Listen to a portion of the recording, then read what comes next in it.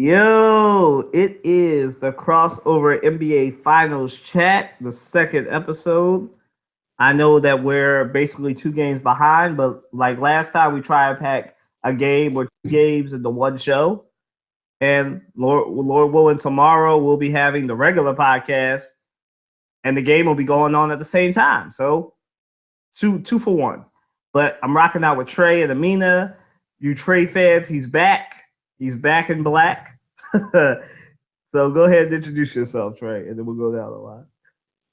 Well, most people who listen to the podcast know who I am. So, um, the finals have been very interesting. Me and Kylan are on two different ends of the spectrum. He's been rooting for the Warriors. I've been rooting for the Cavs. Uh, and I think I missed the last podcast that y'all did on Tuesday, and I think I missed the last regular crossover podcast True. because of why did I miss? Oh, because graduation, or was it work or whatever? No, But it was Tori's graduation. right, okay.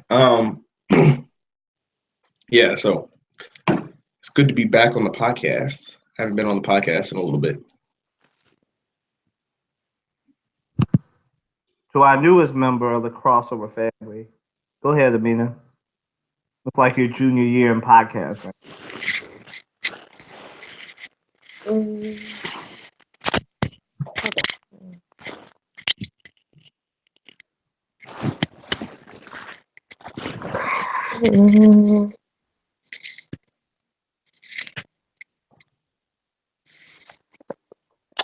Nice to meet everyone. My name's Amina, Golden State Warriors fan, rooting for my team. Hopefully, we win tomorrow night so this finals can be over. Dub Nation stand up. Sorry, dog. But for real though, Dub Nation. But shouts out to the two main teams, the Sixers, hashtag Sixers Nation or whatever it is, and the Heat Nation too. Shouts out to my three teams. But back to this though. Oh, guys, all right.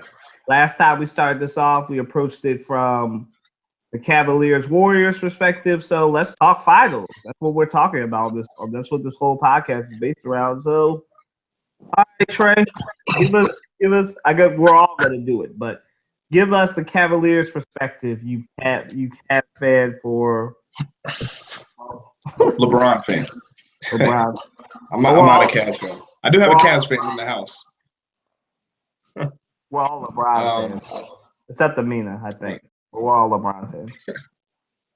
Well, see, the issue I have with a lot of people who aren't LeBron fans is the issue they have with them is with LeBron is that he whines, and I agree. I'm a LeBron fan, but I admit that he whines a lot about foul calls. People say he travels a lot, which most players in the NBA do.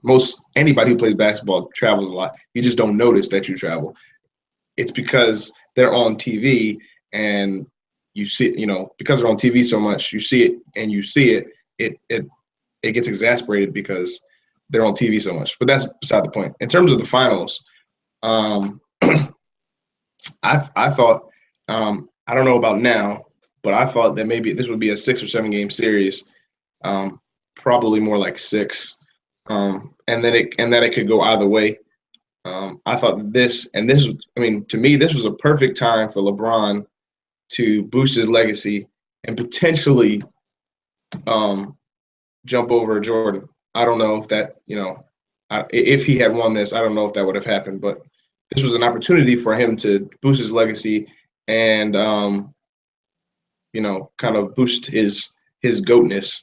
But as of now, the Cavs are down 3-0. I watched the whole game last night. I was extremely disappointed because at a certain point in the game, the Cavs just took over. I mean, they were up by, I want to say, 7 or 8 for about 5 minutes in the fourth quarter. And then with about 3 minutes left, I think it was maybe 3 or 4 minutes left in the game. The Cavs could not score. I think the Warriors scored something like the last 8 points or so. And I mean, at that point, it was in the case, I think Steph hit a bomb, and then KD came down in transition and hit a three in LeBron's face, and that was that was it. That was the nail in the coffin, or the dagger, as we would say. So, I mean, as far as Game 3 goes, it looks like this series is over. Now, I wouldn't be surprised if the Cavs pull out maybe another game, or maybe even 2 games. I would not be surprised if they went and won a game, or well, I guess they'd have to win 2 in a row for the series to continue. But I don't. I could see them potentially winning another game. However, it's very what's the word I want to use? It's basically impossible that they win this series or even make it close. And what I was saying earlier before we went live, the Spurs had a similar issue. When they lost Kawhi Leonard, defensively, it was like how they couldn't stop the Warriors, and the Cavs are having the same issue, except they have everybody's healthy. Kevin Love is healthy, Kyrie is healthy, LeBron's healthy. They just cannot stop the Warriors, or not. Defensively, they're not a match. There's too many people to guard. You got somebody's got to keep up with KD. Somebody's got to guard Steph. Somebody's got to guard Klay Thompson, who had a great game last night. And then somebody's got to take care of Draymond Green, which I think they did a good job with defending Draymond Green. They've always done a good job of defending Draymond Green. And really defending Draymond Green has to do with getting in his head. You really don't have to actually stop him. Just get in his head, get him a couple fouls, and he's out of the game because he gets so frustrated when there's a foul call that he doesn't agree with. I mean, Game 3 was a good game.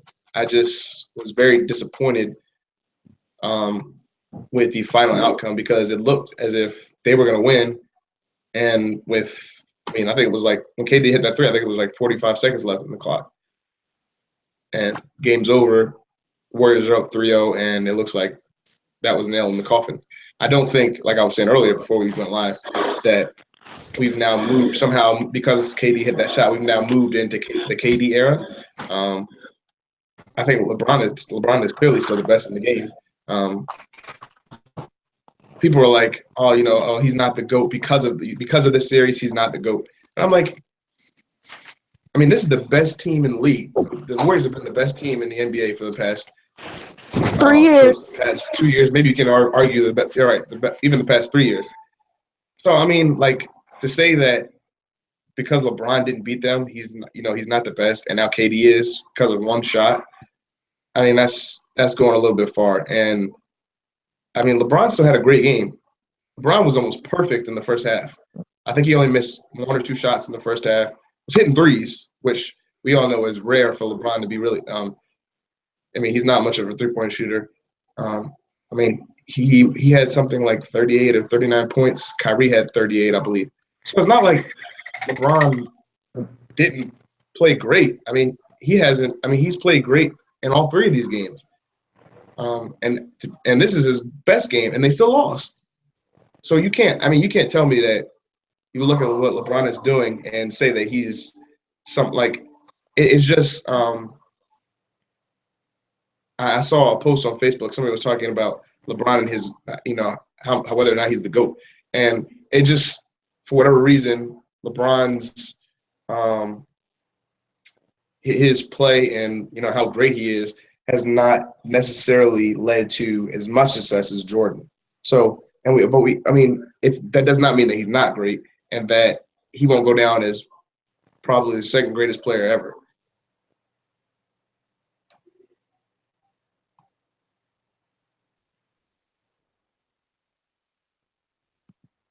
Go ahead, Amina. Your turn.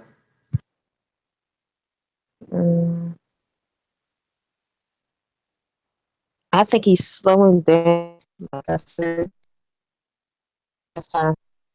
I mean, he shows up physically, but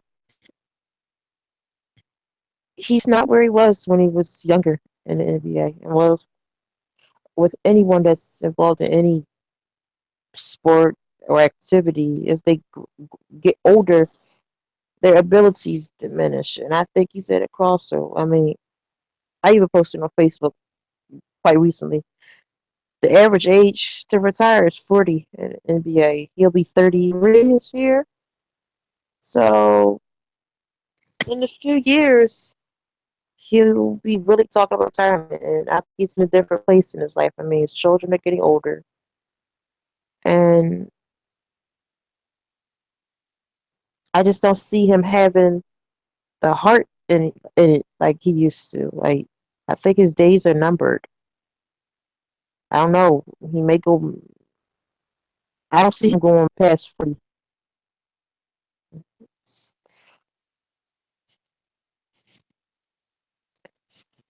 And his final show, like he's called one of the best basketball players in the world, but yet still you're getting swept by a team that beat your ass the year before. You can't keep up the pace. I mean, it's a lot going on. Like all these great players on the Warriors right now. I feel like his teammates just show up. Support is there. It's like you're doing things with the Cavs anymore. I see an individual thing.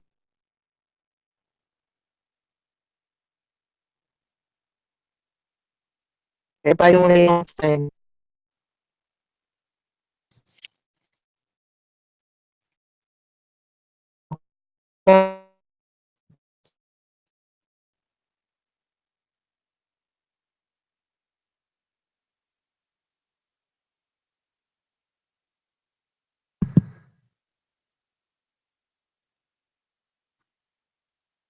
All right.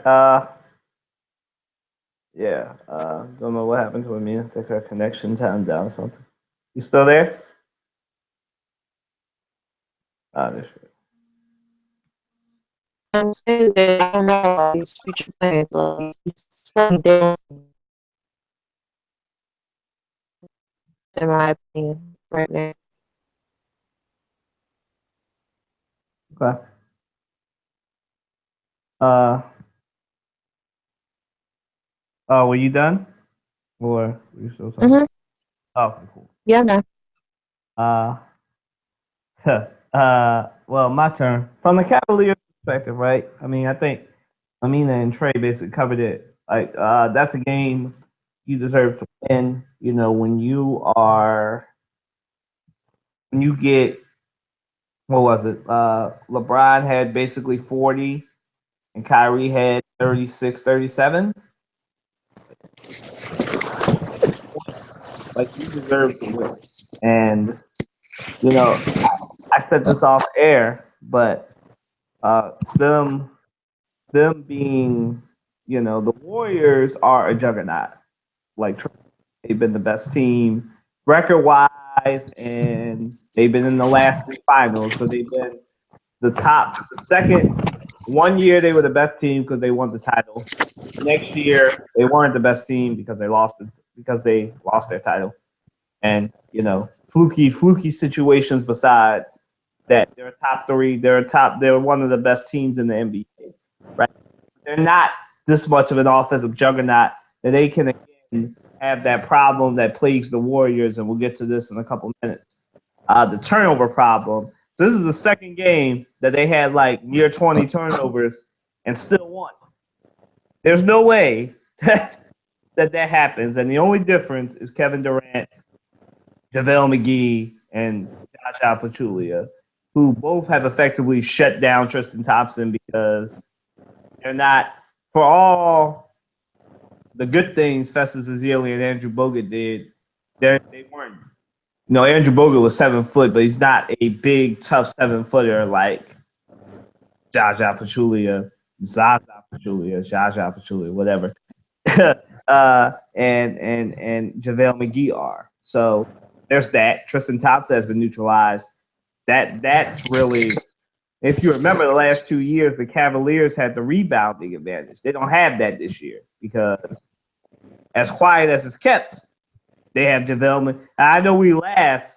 I didn't laugh, but I know a lot of people laughed. Not people on this podcast, probably when the Warriors signed Zaza Pachulia and JaVale McGee because they were both signed at the league minimum because the Warriors were looking for centers that they got rid of Festus and Andrew Bogut. And it turns out it was a blessing in disguise.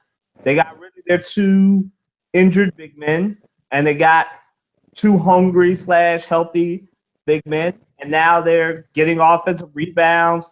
You see that I've never seen somebody with a ring get paid by effectively somebody who was a joke before this year.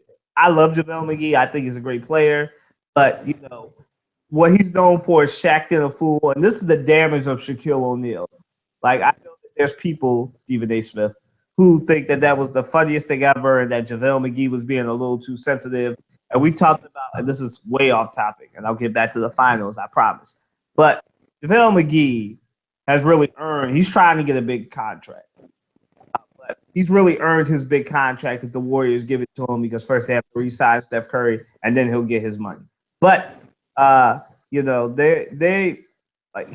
deserving of a contract. And Shaquille O'Neal should be apologizing to him because he know how hard it is to be a big man in this league that's going away from big men, and you're hurting this man's money by making him look like a fool, and you're using plays from like 5 years ago, not even things from the Warriors.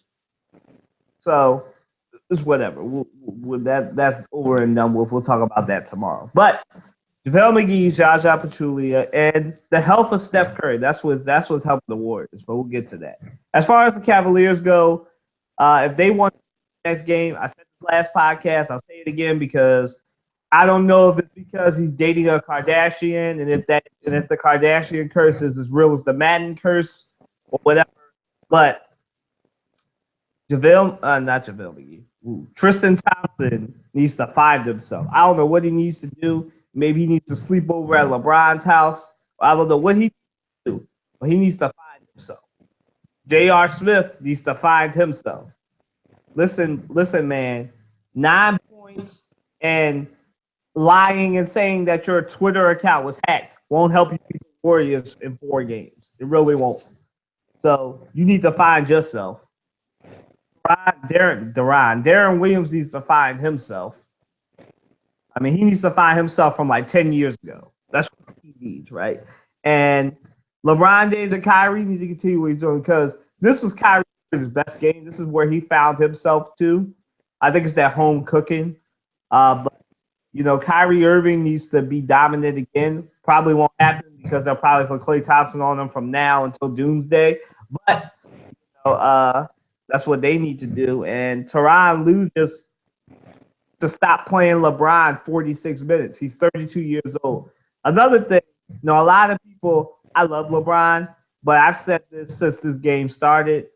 I said this 2 weeks ago on the last podcast that Trey was on, that LeBron James is slowing down. I did a whole hot take saying that y'all better enjoy LeBron James because he's only got 2 to 3 years left. Because 33 was the year Kobe Bryant broke his ankle. I mean, not his ankle, his Achilles.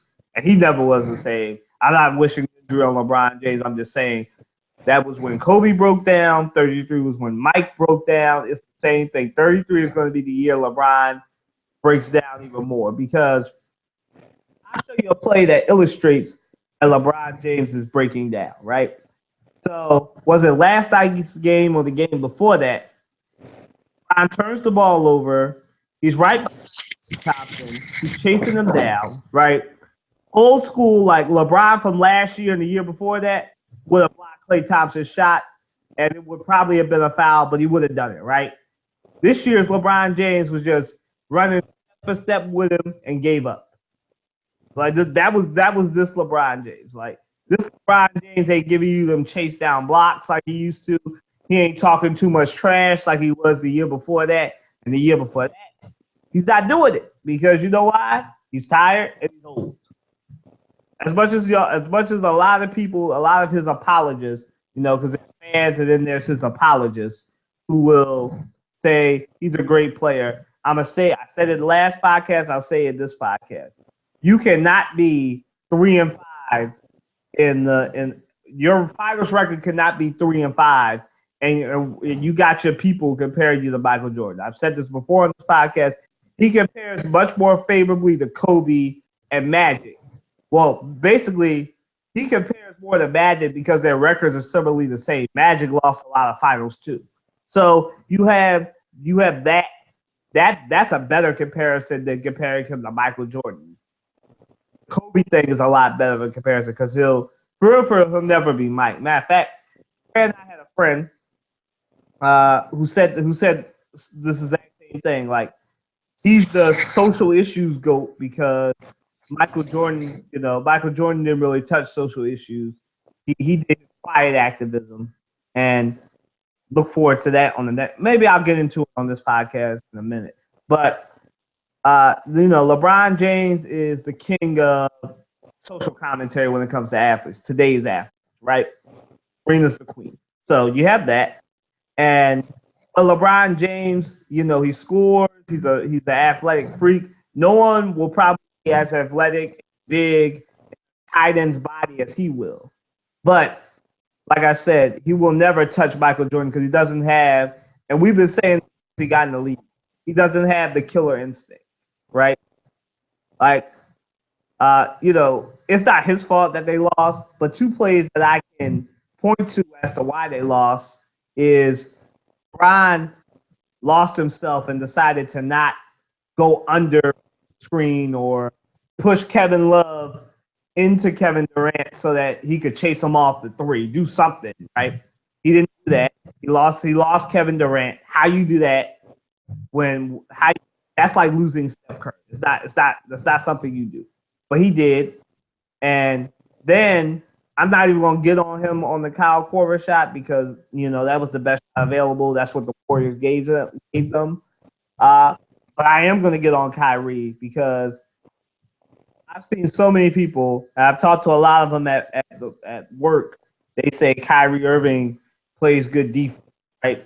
And Steph Curry's been cooking him for the past 3 games, but Kyrie Irving, most people would say, well, why would you trade Kyrie Irving?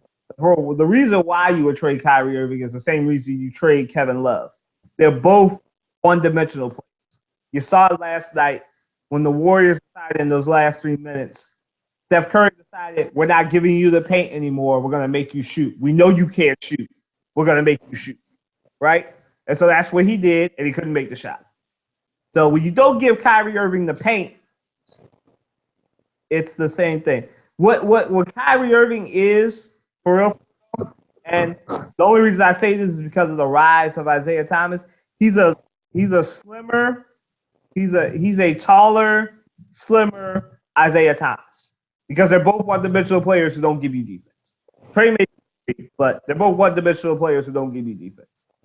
No one has ever claimed that until last year that Kyrie Irving was a good defensive player. We've known he can't play defense since his Duke days.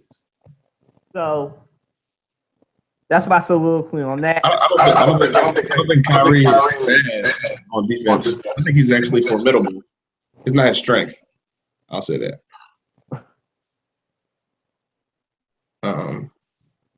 But I mean,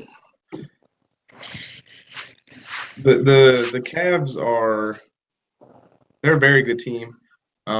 They definitely underachieved in a weak Eastern Conference this year. And although we expected LeBron to go and win the finals, I mean, I don't. We try to diminish, like I was saying, we try to diminish his greatness because he's lost certain amount of finals. I think he'll be 3-5, like you said. But I mean, to me, that doesn't diminish his greatness. The fact, I mean, he has 3 rings. That's all that matters. I don't care that he lost 5 finals, one of which he lost to a Spurs team that, I mean, when he was originally on the Cavs, and that was like, that team was terrible. I mean, compared to the teams that he's had in Miami and now his second go round in Cleveland. So I mean, You take that one away, he's really 3-4 in the finals. And it's not like he lost a bad. Well, with the exception of the Mavs. The Mavs, that was an interesting finals. That was old LeBron.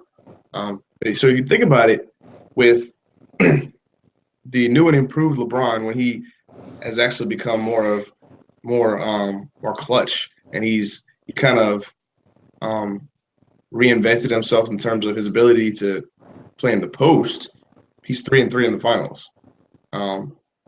He's got the loss to the Spurs, the loss to the Warriors, and the loss to, what's his third loss? I don't know. That's beside the point. To me, his greatness is unquestionable. Maybe you can't say that he's the greatest. Maybe you can't say he's greater than Michael because Michael has 6. But think about it. This man's been in 8 straight finals or 7 straight finals, whatever the number is. Michael never did that. Michael went to 3 straight, retired, came back, went to 3 more, and then I think retired for finally. But Michael has 6, right? LeBron has half of that, 3. And we kind of determine greatness by rings.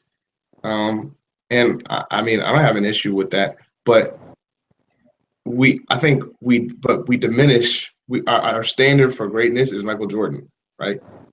And if somebody's not Michael Jordan when we think they should be Michael Jordan, or we think they have the ability to be Michael Jordan, we diminish their greatness. And I don't think we can do that. I mean, LeBron James, you can hate him or like him. On the court, he is one of the greatest players to ever play the game. And in my opinion, he's more of an all-around player than Michael Jordan was.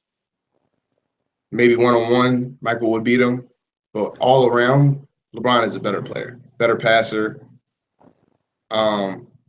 He's in my opinion, he's much stronger. He's way more athletic to me in terms of his ability to. I don't know.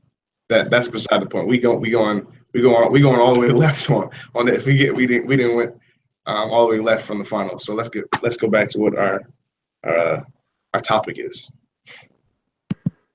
All right, but before you do that, if we want the championship scale, we take the only reason we make it Michael Jordan is because the person above Michael Jordan is untouchable with championships. No one is ever going to be like Bill. If we really want to do measurement of championship greatness, Bill Russell's number 1. No one's ever going to touch 12 titles. So we don't clear. We're back on the finals. 12 titles is for real the measurement. But that's Bill Russell, and that was back when, he had the first super team. That was back when Bill Russell was the whole NBA. So we don't consider that one. Michael Jordan is really second level GOAT because of overall cultural significance and all that stuff. I keep saying LeBron compares more favorably to Kobe. First off, let's be real. I love Kobe. Philadelphia, Lower Merion, born and raised, Philadelphia suburbs. But Kobe was a jerk. Like, can we be real for a minute? Kobe was a jerk, man. I like Kobe. Kobe was great. We're back. We're sort of back on the finals. Kobe was great, but he compares more to Kobe to me at least. But let's go to the State Warriors perspective. Amina's been kind of quiet. Go ahead, Amina. Talk about your Warriors.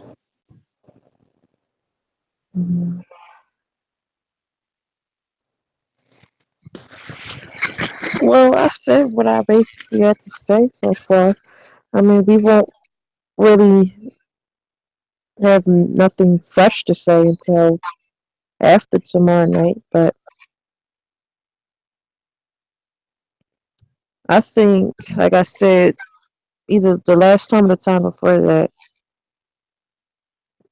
that people will see the Warriors for the next several years. Everyone on the team is in their prime years of their career. Everyone is about to sign new contracts. The NBA draft is on the 22nd of this month, so we'll hopefully get new, fresh players added to the roster, even if it's just one or two. No one is slowing down the Warriors. It's not. There's nothing is bad noticeable as far as skill level. The only team that I could honestly see outdoing the Warriors this coming season is the Spurs. I mean, they're angry and they're going to come back to attack. I think I can only see the Spurs beating the Warriors. And that's what I got to say as far as right now. Yeah, I mean for the Warriors, most likely. Oh, we'll see. It'll most likely end tomorrow, but like I said, we gotta see. I don't want to get too cocky. We'll see if Kyrie and all of them. It'll most likely end in 5. I predicted Warriors in 6, but most likely it'll end in 5. For Golden State, like I said, they need to play through Klay Thompson a lot more, especially when Steph and KD are resting, because usually in the second quarter they don't come into about 7 or 8 left in the game. They get like 4 to 5 minutes off. So they definitely need to get Klay Thompson going, especially when they're out. I know the Warriors run the ball, but something works that the Warriors haven't really been using that much, and they do it more with Kevin Durant than they do with anybody else, because he's 7 foot. But something that has been working, and it even worked last game, even though they only went to it 2 times, is having Klay Thompson in the post being guarded by Kyrie Irving. It's sort of a cheat code, much like what the Cavs when Steph Curry's on LeBron. And they just throw it down low, let LeBron do his work. But the same thing that the Warriors should do: look to post Klay Thompson, and if that doesn't work, get him open for threes with the screens and everything else that's going on. But that's how I feel. I feel the Warriors need to use Klay Thompson more. I said it before on our last NBA Finals chat. I'll say it again. Play JaVale McGee more. I know, like yesterday, he was giving off, the back screens and everything else to Kyrie Irving and everything, but that's more focus of the team defense than something on him. But play JaVale McGee more. Let him get his 15 minutes. I know it's the finals, but JaVale McGee gives you a little bit more than Zaza in my estimation. The only is like Zaza can frustrate people, whereas JaVale McGee is just a straightforward and everything else. But I feel that that's what the Warriors can do. And they need to get not Rashid, their version of Rasheed Wallace. They need to get him more involved too. Draymond Green. They need to get him just not on the calls. I said this on the last podcast. Trey wasn't here. Draymond Green reminds me of Rasheed Wallace when it comes to temperament. He got that. Draymond Green has that feeling. Like if no one told me that Draymond Green was from Flint, Michigan, I would say that by the way he plays and his mentality on the court that he was from Philly, because he's got that Rasheed Wallace blueprint type of mentality. Rasheed Wallace, we all remember, used to be the king of technicals. He was always a live wire from his days at Simon Gratz, but he came into the league a live wire. He always led the league in technicals. That's why I say Draymond Green reminds me of Rasheed Wallace, because Rasheed was a better shooter, but Draymond Green has that same. They both had that same temperament. But they need to get Draymond Green involved more too, especially if it's going to be the last game. He needs to have have a last year Game 7 performance. I'm not saying he need to drop. What was his line last year in Game 7? I'm not saying he need to drop 30, a near triple double or triple double, but I am saying he needs to be more involved in 999 or whatever his stat line was yesterday. He needs to not give them Tristan Thompson numbers. Draymond Green is too important. Draymond Green needs to step up. Klay Thompson needs to step up and play JaVale McGee more. And I know Klay Thompson just got hot, but they need to get him involved. Maybe if I was the Warriors, if I was Steve Kerr, I would get Klay Thompson definitely more involved because he dropped 30 the last time you got him more involved. So just imagine what he could do if you got him more involved and you spent maybe more of the first and second quarter getting him involved. And Steph Curry and KD are off the floor because the floor is open then for him. And that's your best player on your second unit. Go ahead, Trey. What was your exact question? Well, on the Warriors, what can they do to, what did you like? What did you not like? What can they do to improve tomorrow? The Warriors or the Cavs? The Warriors. Oh, okay. Well, the Warriors are playing to be honest, they're playing very good. However, you mentioned earlier the turnovers. They're turning over the ball a lot. I think they've turned over in 3 games. They turned the ball over 20 times. Game 1, 18. Game 2, and then last night they had another 20. When you turn over, if Kevin Durant's not on the team, they're probably losing because the Cavs know how to take advantage of their turnovers. You can't turn over the ball 20 times, 18 times, and think you're going to win. However, with the Warriors are an exception to that because, one, they shoot a lot of threes and they make them at a high clip. And then you have Kevin Durant and then also JaVale McGee. Zaza Pachulia has not really, or at least Game 3 didn't really do much.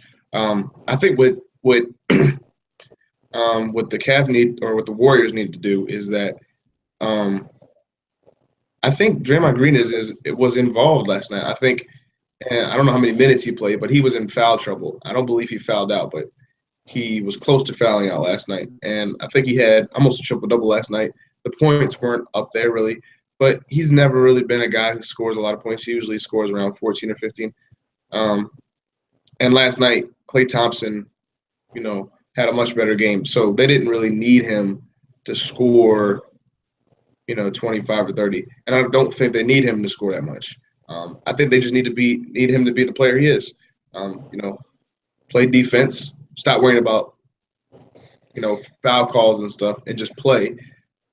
Because a lot of, especially last night, I noticed that a couple of the foul calls that he was arguing about, at least 2 of them. One, I think it was a foul call when he was guarding Kyrie. He kind of hooked Kyrie's arm. And then another one, he thought it should have been an offensive foul, but he kind of fell before there was contact made and then swiped down whoever I think it was LeBron.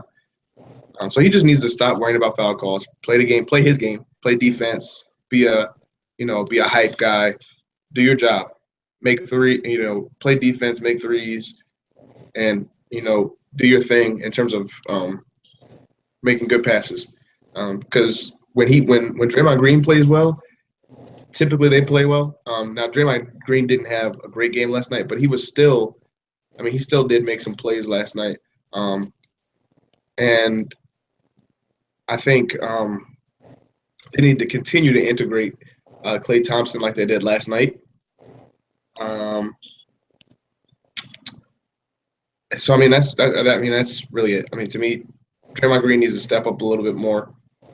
And just stop worrying about the fouls. As a team, the Warriors need to cut down on turnovers. And Klay Thompson needs to be a little bit more involved in terms of plays there, back screens and plays that they're running for him. Because he's the 3rd best player on their team, to be honest. And he's kind of, in a way, he's kind of becoming like a 4th wheel almost. But that's beside the point. Yeah. So for me, that's what the Warriors have to do, um, and they'll probably do that. I think the series, like I said, maybe the Cavs might win two more, and it'll probably go. So it'll probably go six. It might be five, but we don't know. I think the Cavs will win at least one game.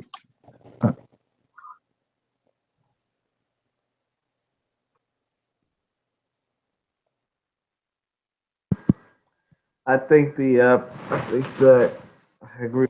I think the Warriors have a have a huge advantage with Kevin Durant.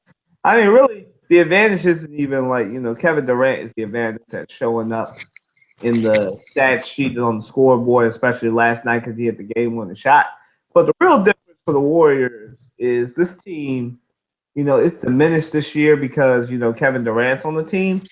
The difference between this year's Warriors and last year's Warriors is healthy. I said it. I said it the last game. I'll say it this game. Steph Curry, when he's healthy and he's not settling, is the best thing ever. Like last year, he was injured, so he wasn't going to the hole like he has been this whole series. Like Steph Curry is proving that when he's healthy, third best player in the league, right? And he does a lot, but to me at least, Steph Curry is the difference, right? Kevin Durant is the difference that shows up at the scoreboard and everything, but a healthier, and I think a lot of people haven't pointed this out, so I will. Steph Curry being healthy has changed that whole series. Like last year, like most people have been saying, Steph Curry doesn't really show up in the finals. I mean, last two finals he's been in has been 24.6 points or 25 points. That's not bad, but it's not Steph Curry level. This year, I think he's about 28, 29 points per game in the finals. But he's the fact that he's healthy has been a huge difference. It's taken pressure off of the other three players, especially Kevin Durant, because he knows he has a healthy 1A, however you want to rank that. But I feel that's the main difference for the Warriors. The Warriors, and I've said this before, I'll say it again. The Warriors will only go as far as Steph Curry's health will allow them to go. So Steph Curry's been healthy this year, and he's decided that he's the alpha, but he's letting but KD showing up because for real, Kevin Durant and JaVale McGee are the two hungriest players, and Zaza Pachulia are the three hungriest players on this roster because everybody else, except for the two rookies, have won a ring already. So, it's funny that when I look at it now, it's the three players that they added and who have never really had this type of success before that are showing up in the finals for the Warriors. The three that they added. So, Kevin Durant, Zaza, and JaVale McGee, the three hungriest players. How about that? So, they really, like the Warriors lost the finals, but they got the three for real.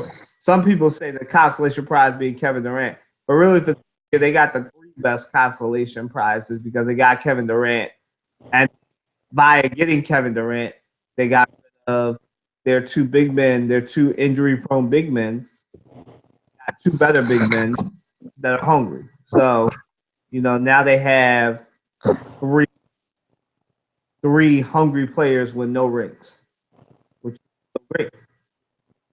So, and that's been the huge difference. But the main difference that facilitated all that, Steph Curry being healthy.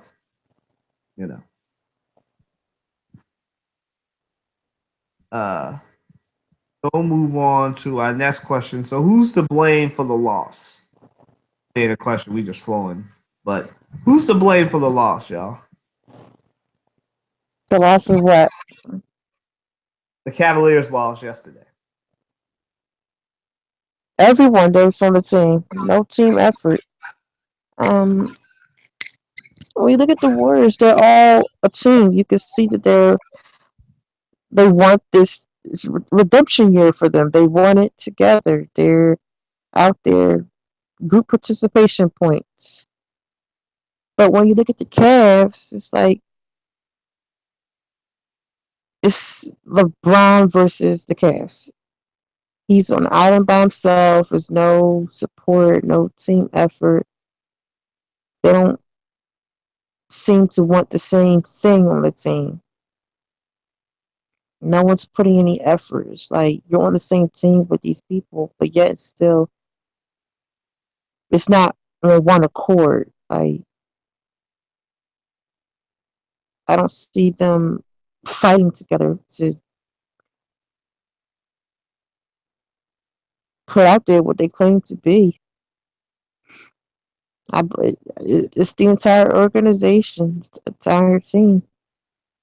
They didn't show up this finals at all.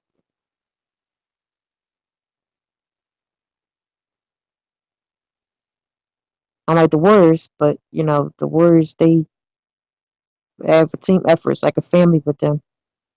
Cavs is more like okay, we're coworkers.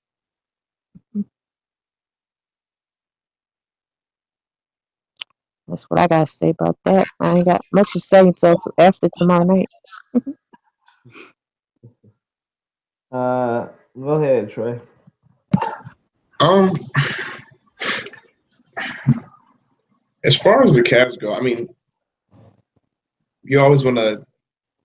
I mean, I played sports in high school, so when you lose, and unfortunately, I was part of a team that was at least for the first part of my high school career, my 9th and 10th grade year.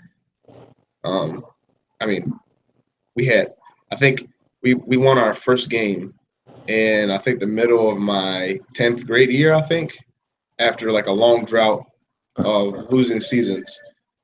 So I know about losing, and typically when you lose, even with good teams, you want to blame somebody. Um, and sometimes the blame falls on the best player. Sometimes it falls on a role player um, who didn't do what they usually do. That didn't play their role well. Um, I think with the Cavs, we want to blame LeBron or we want to blame Kyrie, but It's the whole team. huh? It's the whole team. Right.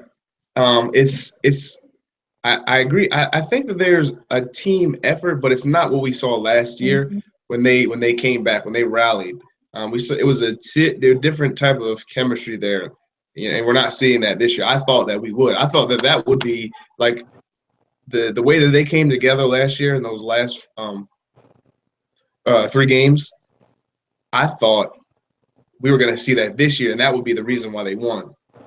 But we haven't seen it yet. We really have not seen them come together as a team and really just grind and say, hey, we can beat this team, right? They haven't played good defense at all. Tristan Thompson has been pretty much non-existent in terms of Keep it up with the Kardashians. right. He's been non-existent. Kyrie's played well. I think game 2. I don't think he played very well. Game 1 he played. I mean, just like he normally does. J.R. Smith has not done anything really. Last night he played well. Defensively, he just looked like he didn't know what he was doing on the court. Offensively, he did hit like 4 threes, so that was a help. But it didn't. It wasn't a team effort, So, I don't know. And I'm surprised that this is happening. Where you're looking at the Cavs and you're like, I see effort from certain individuals. Like I see LeBron putting out. I mean, he's just exerting himself to no end. Especially in game 2, I was just like, wow. I mean, he came out of the game and sat on the bench and was just like huffing and puffing like he had just run a marathon. And you're getting effort from Kyrie. Kevin Love put up a very, very valiant effort last night. I mean, he had a very good game. He had in one possession, he had 3 offensive rebounds. But as a team, it's just not meshing right now for whatever reason, and it's not leading to wins. In the first in the first couple rounds of the playoffs, we saw it. They only lost 1 game, but now they've come up against the best team in the NBA that has 4 All-Stars, and they can't seem to get things going, and it has to do with the way they're playing.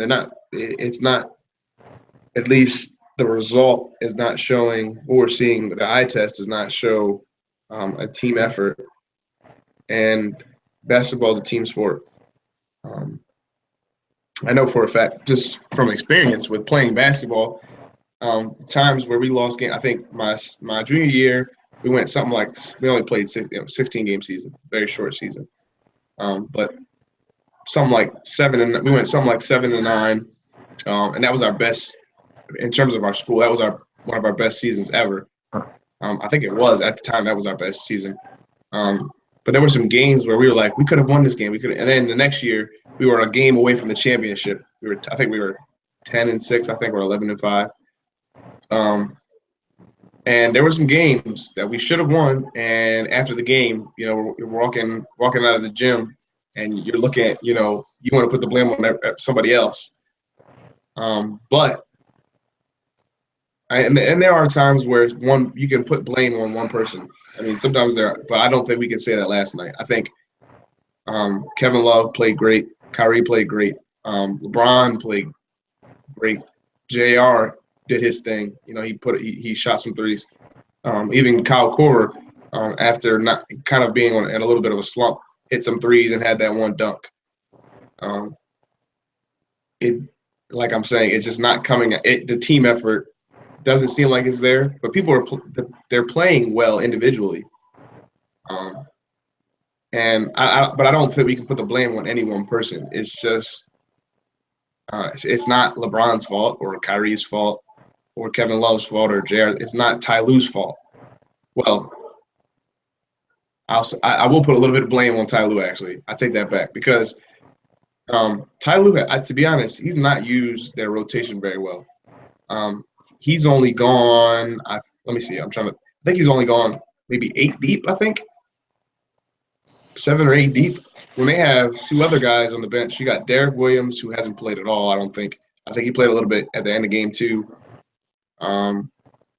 It's like, Derek Williams would be a great guy to put in the game and let him do something. He's he's not great or anything, but he would be somebody great to put in and give you a little bit of a hype. He wants to play. So you put somebody like that on the floor in replacement of somebody like Tristan Thompson, and he gives the team he puts a little bit of a fire under their belt and gives them a little bit of hype. And he can be that guy. And then the team starts working together, and they start working more as a unit rather than individual. And you don't have as many ISO plays. That to me, that's what it comes down to. A lot of it comes down to is team effort, and I don't think Ty Lue is using their rotation as well as he could be. I don't think you can put any particular blame on any one player. That's what I think.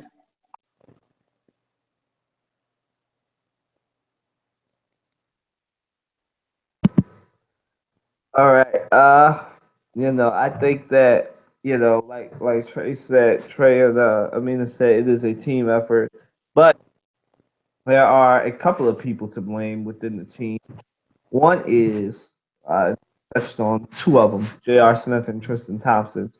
The other one, though, is Kyrie Irving, because let's be real, who shot the shot that really killed the team when they had a 2-for-1 situation, and they could have, scored really quick, just put the ball on the floor and try and play as best as they could.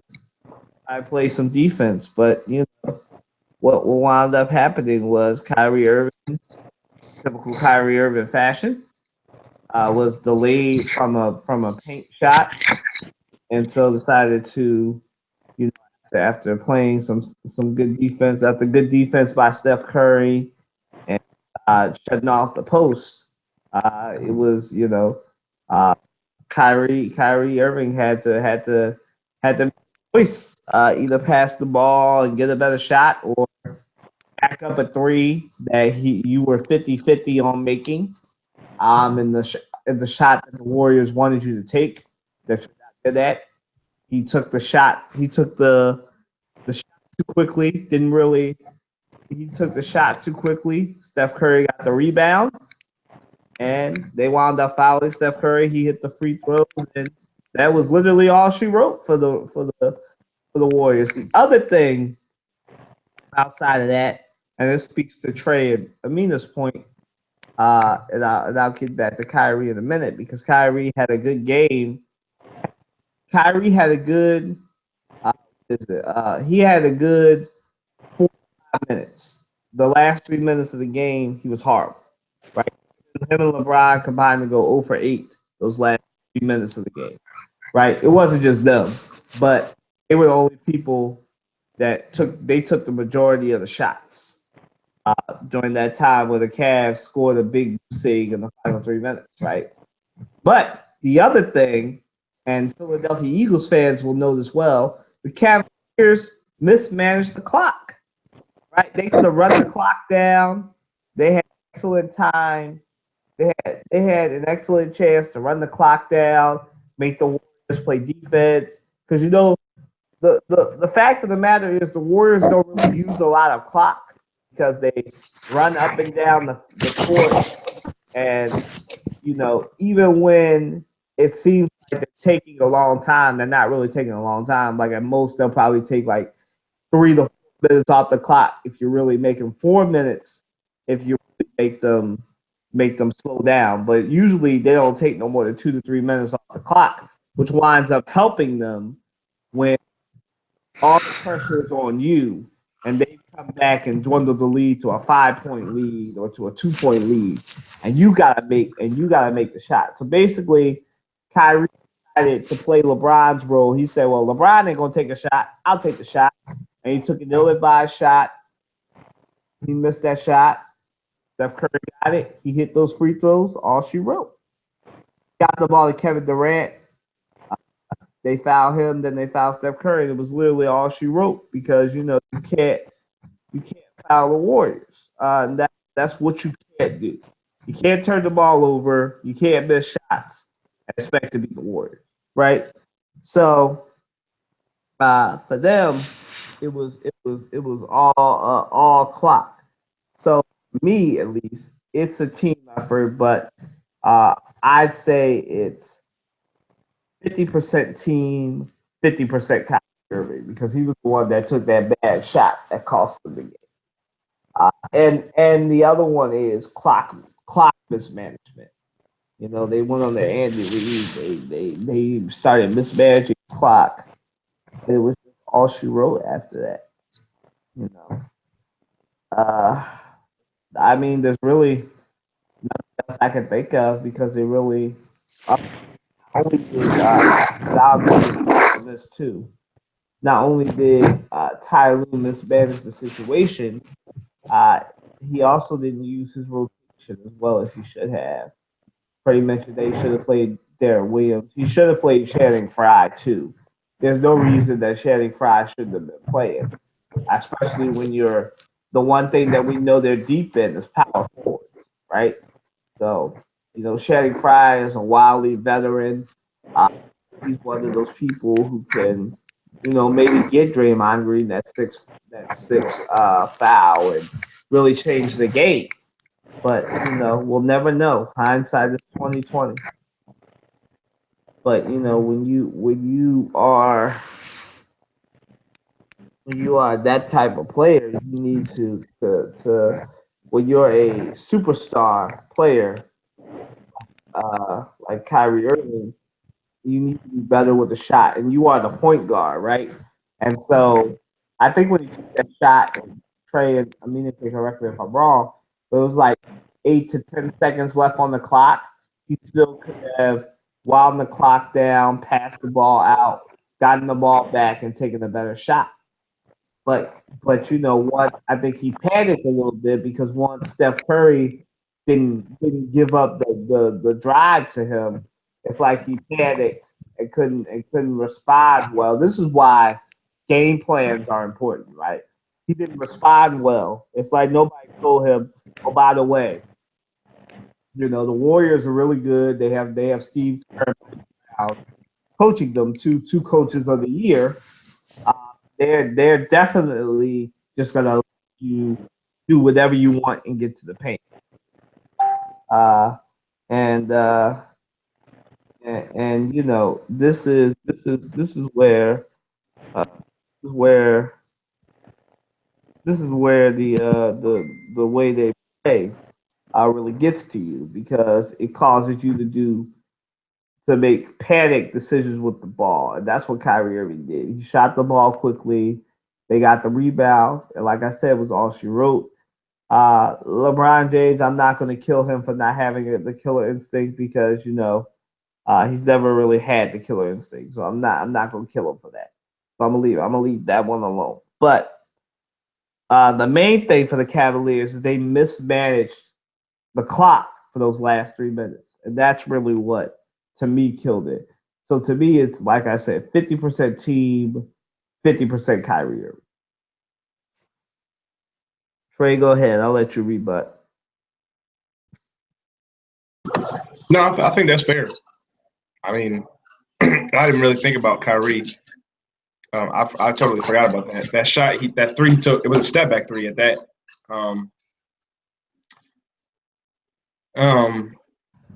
It wasn't really a bad shot.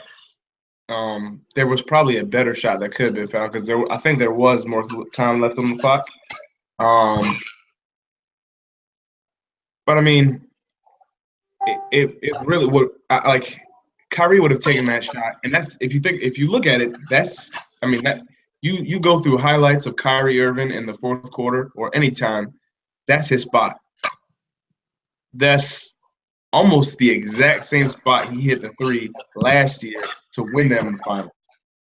So, I mean, it wasn't the best shot, but Kyrie can make that shot. I expected it to go in when he took the shot. The issue was that on the defensive end, I think Steph hit a three, I think, and then Kevin Durant hit that 1-3 over LeBron, and that ended the game right there. I think you can put a little bit of blame on Kyrie, but I don't think that was a bad shot per se. I think it wasn't the best shot. I think the main issue was they're not working as a cohesive unit in the same way that they were last year in those last three games that helped them to come back and do something that had never been done. And time management, I definitely agree with that because there was about 2.5 minutes left, and really all they had to do was run the clock out. What happened was they did try to run the clock down and like wait till 12 seconds or so are left on the clock and then start the play, get into your play. They were doing that, but what they weren't doing was scoring. I think the Warriors scored like something like the last 11 points or something like that, and that was the problem. They were, because in basketball, time management is not just running the clock, letting the clock roll a little bit. And you gotta let the clock roll, but then you gotta get a bucket. You can't let the clock roll down and then shoot up a prayer shot and hope it goes in. That's where they messed up. They didn't score. Like you said, LeBron and Kyrie were something like 0 for 8 in the last however many minutes. And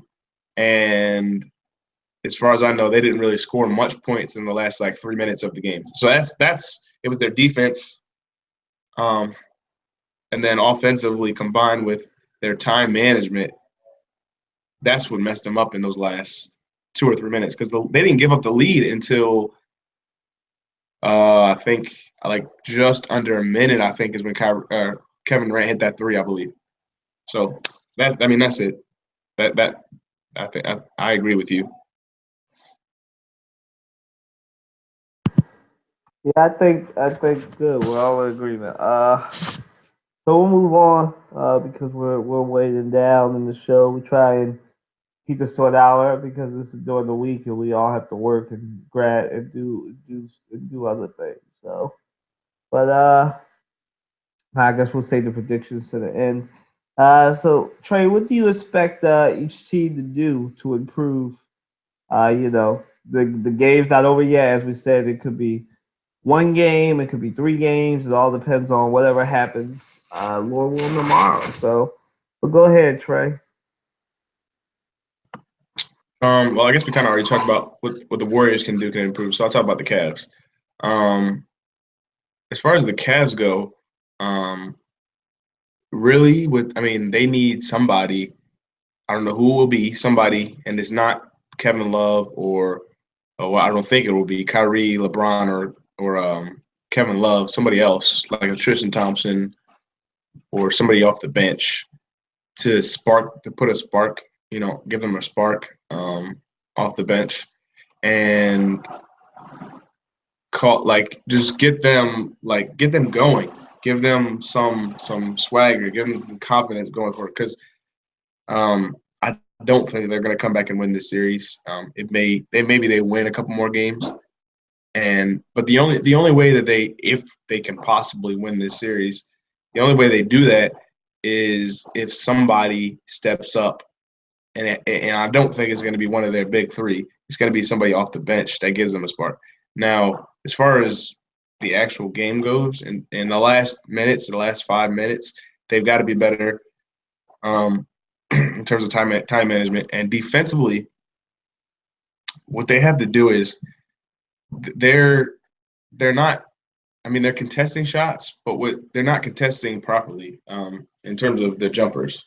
They're kind of shying away from.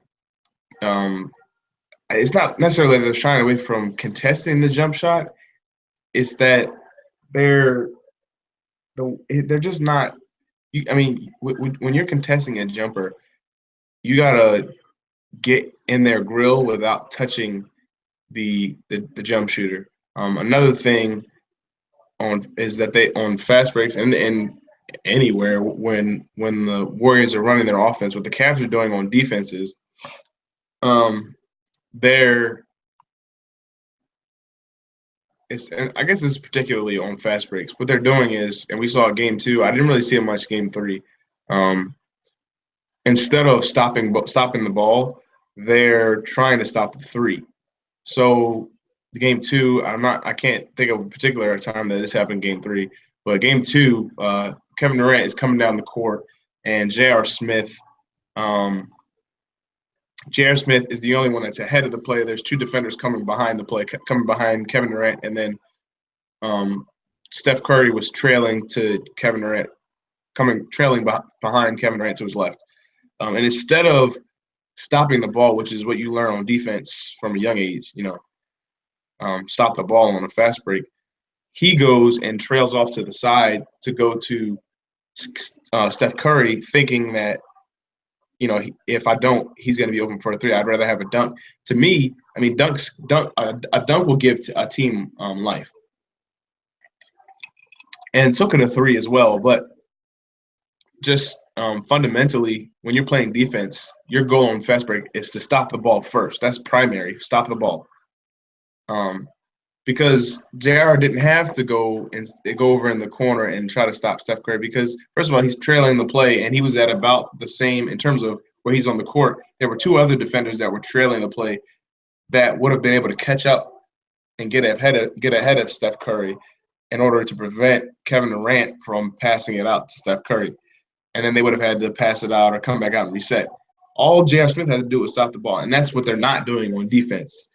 They're not getting back on defense and stopping the ball. When you're in just fundamentally, that's what you're supposed to do, right? And then in the it doesn't seem like they're doing this they have not been doing it. And even there's been some times where even LeBron, I've seen him. He did it last night twice, where and specifically it was on the Klay Thompson dunk. I think Kyler mentioned this earlier. He went up for a dunk. And typically, LeBron will try to block a shot. Now, I think he didn't try to because Klay Thompson went up with 2 hands and he didn't want to risk the foul. But there were a couple times where LeBron or somebody else was trailing a play on a fast break, and instead of going up for the block or trying to just contest the shot, um, they kind of the person pulled up and stopped running instead of trying to prevent the play, which just doesn't make any sense to me. Your goal on defense is to get back on defense. They're not. I mean, fundamentally, and I don't know if this. I mean, I'm sure that this is something that they have set up on defense in terms of the game plan. Is that there's always somebody, and it's usually the point guard because the point guard is usually up at the top of the key. That as the play is seeming as the play is about to end, that person is kind of sneaking their way back towards half court, so that if there's somebody that's gonna cherry pick or there's a quick outlet for a fast break, there's somebody back to stop the ball. And the Cavs just are not doing that, and they're not doing it at all. I mean, now, yeah, I mean, during the course of a game, you're gonna stop a fast break. I mean, that's inevitable because eventually, just out of the way you play the game, you're gonna eventually stop a fast break because you're playing defense. But they're not doing it consistently, and they're not doing it with enough effort on defense. So to me, that's two things. Defensively, they've got to be more fundamental and just play solid defense. Do the basics. Stop ball on fast break and contest shots. And then they need somebody off the bench to step up and really give them a spark. Maybe that's J.R. Smith. Maybe it's Kyle Korver. Maybe it's I don't know. I don't know who. Maybe it's Shumpert. But somebody needs to give them a spark on defense or on offense or both.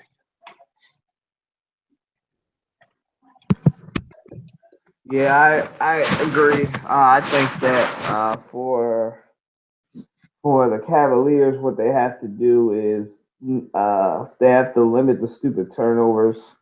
They have to get LeBron and Kyrie some help. Kevin Love needs to start finding the net on the 3-pointers. He was starting to, but then he fell off because they weren't giving him the ball. As Trey said, they're supporting Cash, Tristan Thompson, Tristan Thompson, all those players. They need to step up, and they just need to manage the clock better. Like when you have a lead, a 6 to 8 point lead, you're supposed to manage the clock. Don't get on your Andy Reid. Don't waste timeouts. They did a lot of stuff that Eagles fans shouldn't be surprised about. Wasting timeouts, doing different things, turning the ball over, doing different things that'll screw you later, as a team. And, they just need to be better. I mean, what more can I say? They took it from everyone, the Cavaliers. And it's funny just how these things work.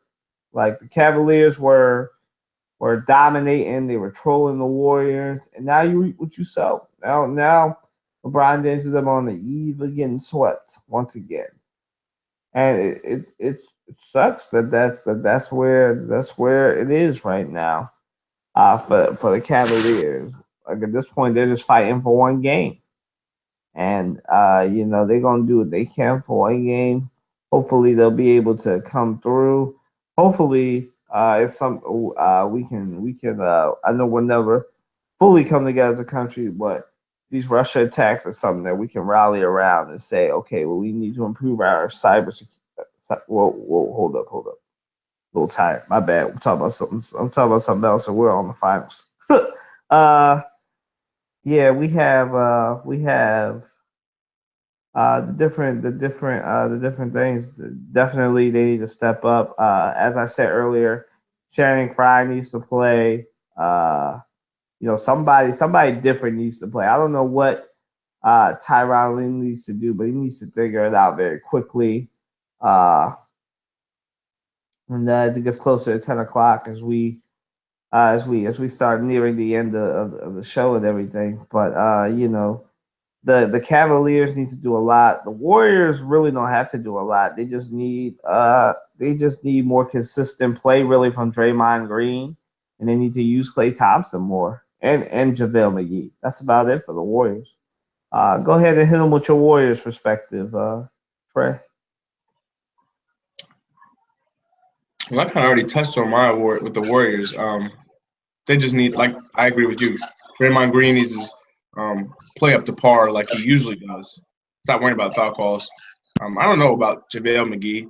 I think he has been a presence, but not as much as a presence as maybe we think he might be. He has played very, very well, it's particularly in the playoffs for Steve Kerr and the Warriors. Um, and he probably will get paid fairly well in the offseason because of that.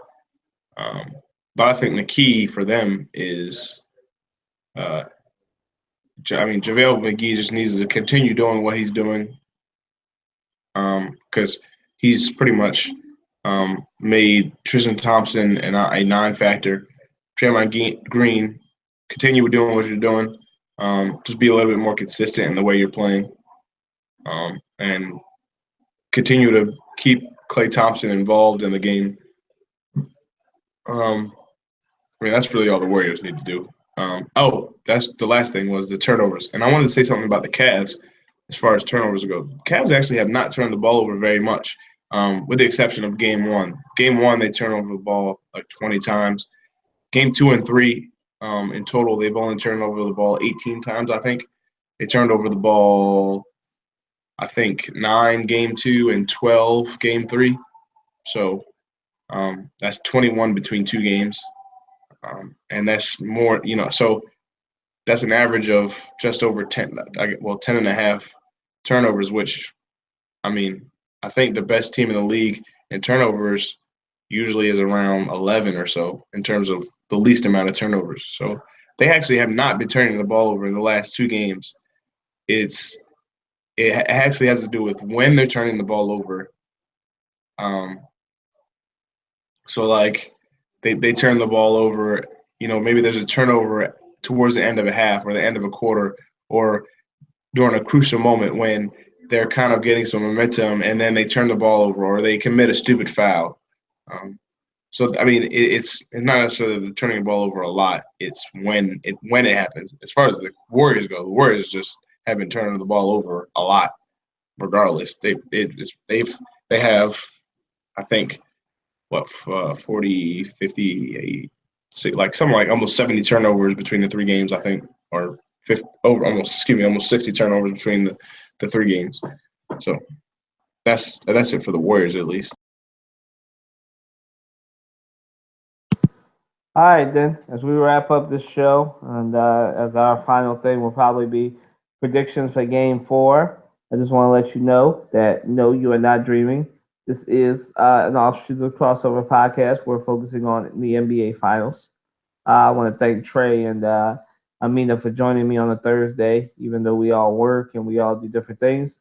We're all joined by the fact that we love basketball and everything. And excuse what happened a couple minutes ago.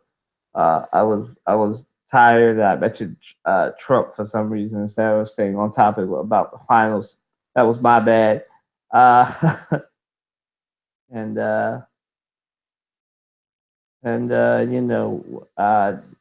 Definitely we will have the finals podcast, crossover podcast, the crossover sports podcast tomorrow, Lord willing.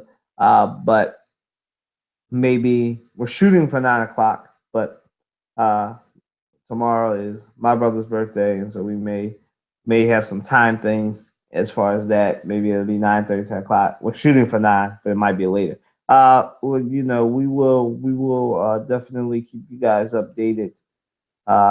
Thank you all for listening later. Thank you for tuning in.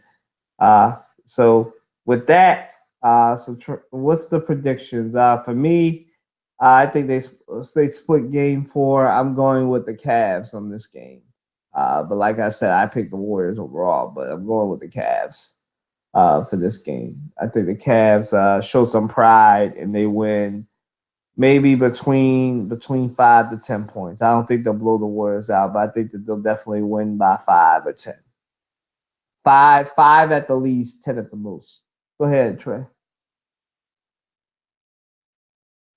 I think this next game, I think as much as I would like for the Cavs to win, as much as I would like, and as much as I thought that this game would go to 6, maybe even 7 games, I think it might be over. Unless LeBron like goes beast mode, and we see LeBron of old, where you know, where he's where he's just doing everything, blocking shots, assisting, dunking the ball. Unless we see that, and the team is more cohesive, I think the Warriors take this, and unfortunately, the Cavs get swept. All right, that's nothing to add. Trey really summed that up. Summed up his reasoning. Yeah, so I'm going with the Cavs for Game 4 because I say that they show some pride and LeBron just wrecks it. I think Trey's going with the Warriors because why not? And ultimately we'll see tomorrow 9 o'clock Eastern time on ABC, whatever cable provider or internet. ABC is where you will find it, or NBA.com is where you will find the stream for the finals. Definitely check that out. Like I said, thank you guys for rocking out with me. Thank you, Trey, and Amina for coming through on not really short notice, but on short notice and everything, and just coming through.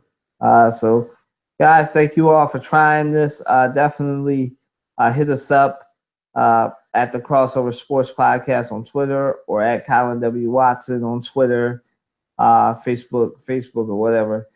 Hit us up. Let us know if you like this after live events thing. We did the live events thing earlier in the year with the NBA trade deadline. So we're definitely going to shoot for more after coverage of a big event. Fortunately, we were working, or we could have did the coverage of the Comey hearing, but this is something that we'll try and get done as the big sporting events happens, and different things that we're interested in. That we could change it. Like I said, we're heading into the summer, so there won't be as much sports. So maybe we'll do something for E3, which is the Electronic Expo next week, which starts next week. Trey and I are both interested in that. So maybe we'll do something around that. So thank you guys for tuning in. I picked the Warriors. I picked the Cavs. He's picking the Warriors for Game 4. Let us know your predictions. Like I said, hit us up on Twitter at the Crossover Podcast, at Colin W. Watson on Twitter. I forward that to Trey. I forget what his name is. I think it's Clarence backwards. That's right. It's my name. It's my full name backwards. My name is Clarence Taylor. So if you can spell that backwards, my Twitter. Okay. I don't really use Twitter a lot.